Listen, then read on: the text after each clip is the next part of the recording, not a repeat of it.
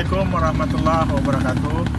Alhamdulillahirrabbilalamin. Wassalatu wassalamu asyrafil anbiya wal mursalin wa ala alihi rasulillah jema'in. Apa kabar semua? Sehat? Semoga saya mendapatkan semua dalam keadaan sehat walafiat dalam lindungan Allah Subhanahu wa taala.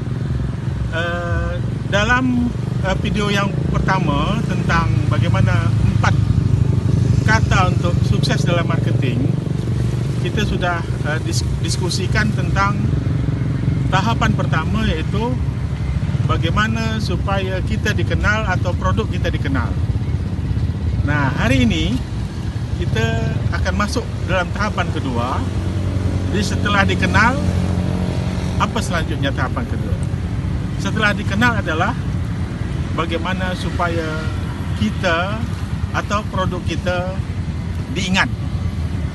Jadi setelah dikenal baru diingat, ya kan? Nah, dikenal kita udah paham, ya kan? Dikenal itu bukan berarti terkenal. Bagaimana supaya produk kita bisa dikenal, ya kan? Nah, sekarang tahap selanjutnya adalah bagaimana produk kita, mungkin kita, ya, itu bisa diingat. Karena banyak yang dikenal tapi tidak diingat, ya kan? Oke, sebagai contoh yaitu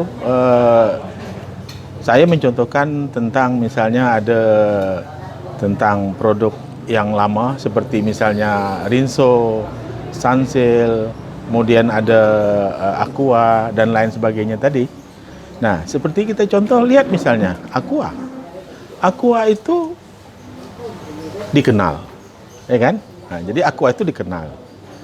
Kemudian Aqua diingat. Jadi dia dikenal dan diingat. Nah, ini contoh.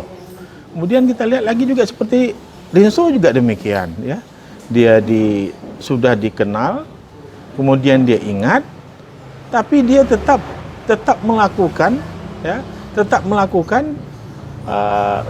berbagai strategi dan taktik supaya apa? Dia tetap berada pada posisi dikenal dan diingat. Walaupun kita harus paham juga, ya kan? Walaupun dia sudah dikenal, dia diingat, tapi pertanyaannya apakah dia akan dibeli? Belum tentu juga, kan gitu ya? Belum tentu juga. Walaupun misalnya produknya dikenal, diingat, apakah dia akan dibeli? Belum tentu juga, kan gitu. Ya. Pertanyaannya sederhana, kenapa itu bisa terjadi? Ya, kenapa ada orang yang dikenal, diingat, tapi tak dibeli? Ada apa ini? Ya, mungkin timbul satu pertanyaan sama kita, ada apa? Kok ada produk dikenal, diingat, tapi tak dibeli?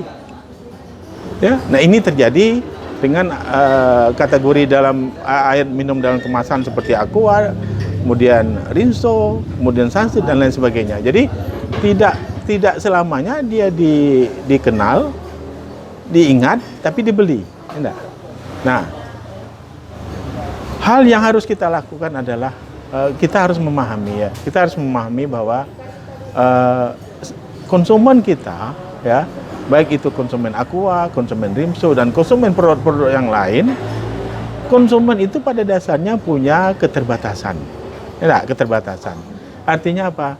Konsumen itu punya daya ingat yang terbatas. Kita bisa mengetes ke diri kita. Karena bagaimanapun, apakah kita produsen, apakah kita konsumen, coba tes diri kita.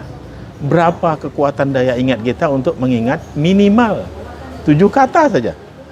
Ya, 7 kata aja, jadi tidak usah banyak, 7 aja. Nah, rata-rata kalau kita tes diri kita, paling banyak, misalnya kita pertanyakan kepada diri kita, coba kita menyebutkan 7 merek TV saja. Pasti kita akan bilang, oh, LG, Polytron, Sharp, lupa kita gitu. Gitu juga misalnya kalau kita sebutkan 7 merek air minum dalam kemasan, Aqua, mineral, tergagap-gagap gitu untuk mengingat apa produk-produk yang kita ingat gitu. Jadi memang pada dasarnya di satu sisi produsen berusaha untuk mengenalkan produk, ya, supaya bagaimana konsumennya ingat, tapi di sisi lain dari sisi konsumen daya ingatnya terbatas. Ya, karena kita tahu kan otak manusia itu memang terbatas dia untuk mengingat itu. Apalagi kalau misal produknya makin banyak, mereknya makin banyak, ya kan? Semua memproduksi hal yang sama. Jadi kalau kita lihat misalnya air minum dalam kemasan, berapa mereknya? Rinso saja, deterjen berapa saingannya hari ini? Kemudian sampo berapa merek yang beredar hari ini? Baik itu, apalagi kalau sampo semakin banyak, ada yang herbal dan lain sebagainya. Jadi daya ingat konsumen terbatas, ya.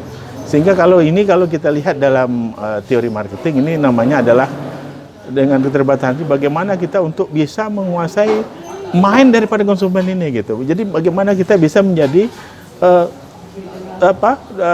misalnya dalam satu kategori, bagaimana kita bisa menjadikan produk kita atau diri kita itu sebagai yang diingat, yang istilahnya itu namanya adalah top of mind. Jadi kita masuk dalam top of mind. Jadi top yang ada dalam pikiran konsumen gitu. Ya. Nah, ini yang kita maksud dengan diingat. Jadi tadi kalau video yang lalu kita membahas dikenal, ya, tahapan pertama, kemudian tahap kedua adalah diingat. Nah, insya Allah kita akan lanjutkan lagi ke depan dengan video berikutnya, yaitu masuk tahapan yang ketiga, namanya di hati. Ya, saya sengaja menggunakan bahasa yang ringan ini supaya semua kalangan bisa memahami marketing dengan konsep-konsep yang sederhana. Demikian dulu, mohon maaf, terima kasih. Assalamualaikum warahmatullahi wabarakatuh.